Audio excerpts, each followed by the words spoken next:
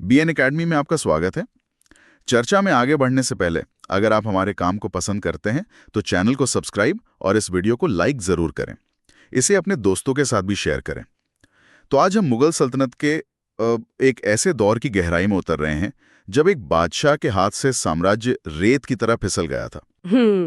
हम बात करेंगे बाबर के बेटे हुमायूं की, वो जिसे भाग्यशाली तो कहा गया लेकिन किस्मत ने शायद ही कभी उसका साथ दिया हो। और ये कहानी शुरू होती है 1530 में। बाबर की मृत्यु हो चुकी है। उसने एक विशाल साम्राज्य तो जीता, पर उसे एक साथ जोड़ने का जो ढांचा होता है वो अभी कच्चा था। बिल्कुल। तो ये पूरी कच्ची पक्की सल्तनत संभालने की जिम्मेदारी आ गई हुमायूं के कंधों पर। हाँ, और हमारे जो स्रोत हैं वो बताते हैं कि बाबर ने जाते जाते हुमायूं को कुछ चेतावनियां भी दी थीं। चेतावनियां जिन्हें अगर गंभीरता से लिया जाता तो शायद इतिहास का रुख ये कुछ और होता। तो चलिए इस कहानी के पन्ने पलटते हैं, पर शुरू करने से पहले बाबर से जुड़ी दो बातें याद कर लेते हैं। एक तो उसकी दरिया दिली के लिए उसे कलंदर कहते थे। हाँ, क्योंकि उसने काबुल में चांदी के सिक्के बंटवाए थे। और दूसरा पानीपत की वो बड़ी जीत। उसकी याद में उसने वहां काबुली मस्जिद और काबुली बाग बनवाया। ये उसके चरित्र को दिखाता है, एक विजेता जो अपनी छाप छोड़ना जानता था।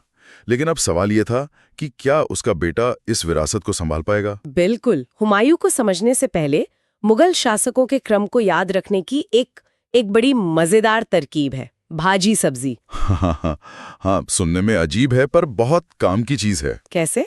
इसे ऐसे समझते हैं, बी से बाबर, ए से हुमायूं, ए से अकबर, JI से जहांगीर, S से शाहजहां और फिर ए से औरंगजेब। अच्छा। और खास बात यह है कि ये सिर्फ एक लिस्ट नहीं है, ये पिता पुत्र के रिश्ते का क्रम है। बाबर का बेटा हुमायूं, हुमायूं का अकबर, और ये सिलसिला ऐसे ही आगे बढ़ता है। हाँ, और हुमायूं इस नाम का मतलब ही होता है भाग्यशाली। हाँ, बाबर को सच में लगता था कि हुमायूं उसके लिए किस्मत लेकर आया है। लेकिन विडंबना देखिए, इस भाग्यशाली शहजादे का पूरा शासनकाल दुर्भाग्य और ठोकरों की एक लंबी दास्तां है। बिल्कुल। उसका शासनकाल भी 2 टुकड़ों में बटा हुआ है। पहला दौर है 1530 से 1540 तक का, 10 साल। हाँ, और इसके बाद एक 15 साल का लंबा वनवास आता है। 15 साल? जी, 15 साल, जिसके बाद वो मुश्किल से 1 साल 1555 से 56 तक के लिए गद्दी पर वापस आ पाता है। और उन 15 सालों में दिल्ली पर कौन था? उन 15 सालों में दिल्ली पर था सूरवंश, जिसकी नींव रखी थी शेरशाह सूरी ने। और यही कहानी में उस किरदार की एंट्री होती है जिसके बारे में बाबर ने हुमायूं को खास तौर पे आगाह किया था। सही बात है। ये बड़ी अजीब बात है ना, एक महान बादशाह अपने बेटे को एक साधारण से दिखने वाले सैनिक से सावधान रहने को क्यों कह रहा था? इस आदमी में जिसका बचपन का नाम फरीद था, ऐसा था क्या? बाबर की नजर बहुत पैनी थी, वो इंसान को पढ़ लेता था। फरीद पहले बाबर की ही सेना में था। उसकी बहादुरी का किस्सा तब मशहूर हुआ जब उसने बिहार में एक ही वार में शेर की गर्दन काट दी। एक ही वार में? हाँ, इससे खुश होकर बिहार के शासक बहार खान लोहानी ने उसे शेर खां की उपाधि दी। पर कहानी यहीं खत्म नहीं होती। अच्छा। बहार खान लोहानी की मृत्यु के बाद शेर खां ने उसकी विधवा बेगम दूदू बेगम से शादी कर ली और चुनार के बेहद जरूरी किले पर कब्जा कर लिया। ओहो, तो वो सिर्फ बहादुरी नहीं बल्कि बेहद महत्वाकांक्षी और चालाक भी था। बिल्कुल। लेकिन बाबर ने हुमायूं को जो घटना सुनाई वो और भी गहरी बात बताती है। एक दावत का जिक्र है जहां सब अमीर उमरा चम्मच से मांस खा रहे थे और वहीं ये नौजवान फरीद अपने चाकू से मांस के टुकड़े कर रहा था। बाबर ने हुमायूं से कहा था, मैंने उस लड़के के माथे पर बादशाहत की लकीरें देखी हैं। उसकी आंखों में भूख है, सल्तनत की भूख। इससे बचकर रहना। और यही चेतावनी हुमायूं ने नजरअंदाज कर दी। गद्दी पर बैठते ही उसके सामने एक नहीं बल्कि 3 बड़े दुश्मन खड़े थे। 3? कौन कौन? पहला तो यही शेर खां, जो अब शेरशाह सूरी बनने के राह पर था। दूसरा महमूद लोधी, अफगान? हाँ, जो पानीपत में हार के बाद भी अफगानों को फिर से इकट्ठा करने की कोशिश में था। और तीसरा था गुजरात का शक्तिशाली शासक बहादुर शाह। इन दुश्मनों के बीच एक बहुत दिलचस्प मानवीय कहानी का भी जिक्र मिलता है, रानी कर्णवती की राखी वाला। हाँ, बिल्कुल। हुआ ये कि जब गुजरात के बहादुर शाह ने चित्तौड़ पर हमला किया तो वहां की रानी कर्णवती ने हुमायूं को मदद के लिए राखी भेजी। लेकिन ये रिश्ता कहाँ से आया? ये रिश्ता बाबर ने बनाया था। बाबर रानी कर्णवती को अपनी धर्मपुत्री मानते थे।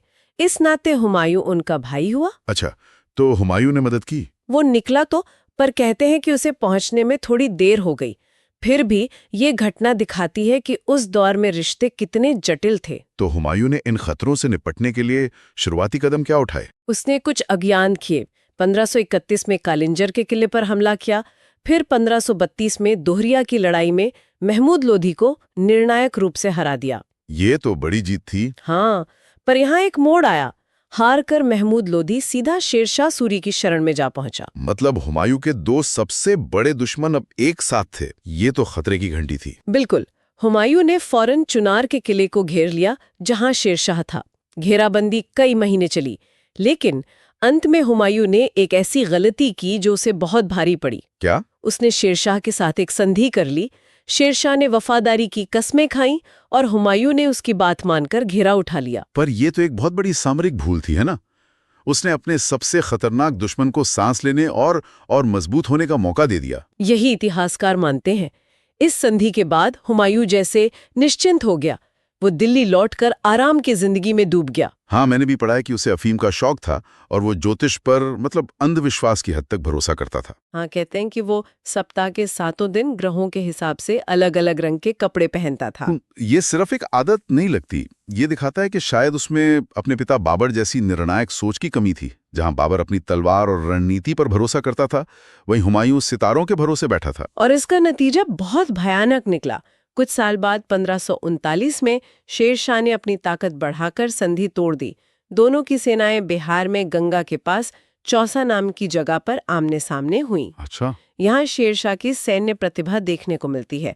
उसने अपनी सेना को ऊंची और सूखी जमीन पर रखा, जबकि हुमायूं की सेना को कर्मनासा नदी के मुहाने पर एक निचले और दलदली इलाके में पड़ाव डालने पर मजबूर कर दिया। और फिर मानसून ने अपना काम किया। बिल्कुल।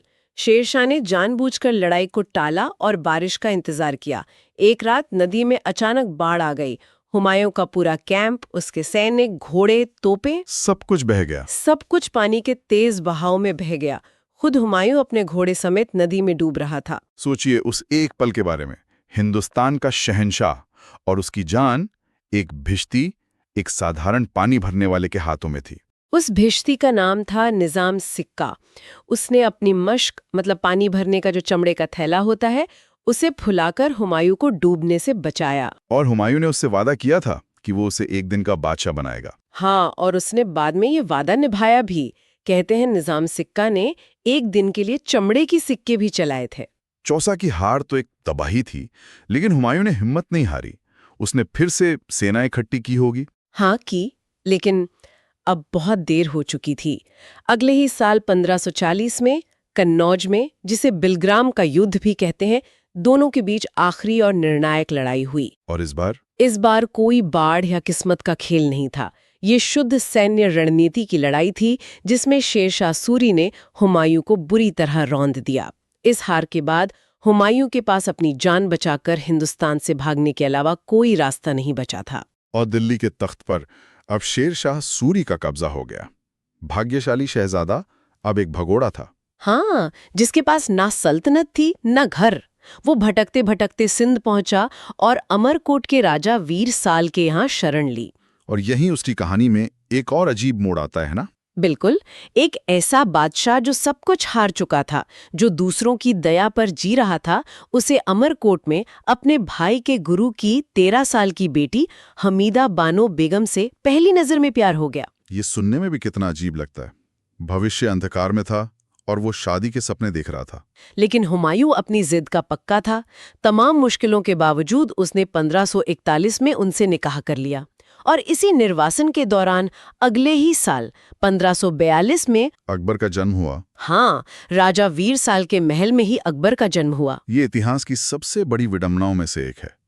भविष्य का शहंशाह आजम अकबर महान ऐसी परिस्थितियों में पैदा हुआ जब उसके पिता के पास सिर छिपाने के लिए अपनी एक छत तक नहीं थी। शायद इन्हीं हालातों ने अकबर को गढ़ा। लेकिन हुमायूं के लिए अब जिंदगी का सिर्फ एक ही मकसद था, दिल्ली वापस जीतना। और इसके लिए उसे एक शक्तिशाली साथी की जरूरत थी। तो वो कहाँ गया? वो मदद की उम्मीद में फारस, यानी आज के ईरान के शाह के दरबार में पहुंचा। और शाह ने मदद के लिए एक भारी कीमत मांगी होगी। हाँ, उसने 2 बड़ी शर्तें रखीं। पहली, हुमायूं को शिया मत अपनाना होगा। ये तो बहुत बड़ी शर्त थी, क्योंकि मुगल कट्टर सुन्नी थे। बिल्कुल। और दूसरी शर्त थी कि दिल्ली जीतने के बाद वो काबुल और कंधार के इलाके फारस को सौंप देगा। लेकिन काबुल और कंधार पर तो उसके भाई कामरान का कब्जा था। सही बात। और कामरान ने देने से साफ इनकार कर दिया। तो दिल्ली जीतने से पहले हुमायूं को अपने भाई से लड़ना पड़ा। हाँ, और ये लड़ाई मुगल परिवार के अंदर की क्रूरता को दिखाती है। एक घेराबंदी के दौरान कामरान ने हुमायूं को तोड़ने के लिए एक बहुत ही घिनौनी चाल चली। क्या किया उसने? उसने हुमायूं के छोटे से बेटे अकबर को किले की दीवार पे लटका दिया ताकि हुमायूं तोपें न चला सके। क्या? ये तो अविश्वसनीय है। एक चाचा अपने भतीजे के साथ ऐसा कैसे कर सकता है? सत्ता का संघर्ष रिश्ते नहीं देखता। लेकिन उस वक्त हुमायूं ने भी दिल पर पत्थर रख लिया। उसने तोपचियों को आदेश दिया, अगर एक अकबर मर भी गया तो दूसरा पैदा हो जाएगा, लेकिन सल्तनत वापस पानी है। उसने तोपे चलाने का हुक्म दे दिया। हाँ, दे दिया। किस्मत अच्छी थी कि कोई भी गोला अकबर को नहीं लगा और अंत में हुमायूं ने अपने भाइयों को हराकर काबुल और कंधार पर कब्जा कर लिया। इस जीत के बाद फारस के शाह ने अपना वादा निभाया होगा। बिल्कुल। उसने हुमायूं को सैन्य मदद दी और साथ में एक ऐसा सेनापति दिया जो इतिहास का रुख बदलने वाला था। कौन था वो?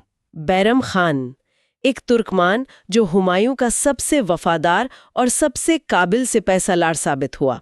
बैरम खान की रणनीति और वफादारी के बिना हुमायूं का लौटना लगभग नामुमकिन था। तो ये कहानी है हुमायूं की, एक ऐसे भाग्यशाली शहजादे की जिसने अपने लापरवाहियों से अपनी सल्तनत खोई, 15 साल निर्वासन में ठोकरें खाईं, अपने ही परिवार से लड़ा, लेकिन उसने हार नहीं मानी। हाँ, उसने फिर से उठकर वो सब कुछ वापस हासिल किया जो उसका था। और यहाँ एक सवाल सोचने पर मजबूर करता है। अगर हुमायूं को ये ठोकर ना लगी होती, अगर उसे ये 15 साल का वनवास ना झेलना पड़ता, तो क्या अकबर का व्यक्तित्व वैसा ही होता जैसा हम जानते हैं? बिल्कुल। क्या मुश्किल हालातों में जन्म और एक भगौड़े शहजादे के रूप में हुई परवरिश ने ही अकबर के अंदर वो समझ, वो सहिष्णुता और प्रशासन की काबिलियत पैदा की जिसने मुगल साम्राज्य को उसकी बुलंदियों तक पहुंचाया? ये एक ऐसा सवाल है जो इतिहास के गलियारों में हमेशा गूंजता रहता है।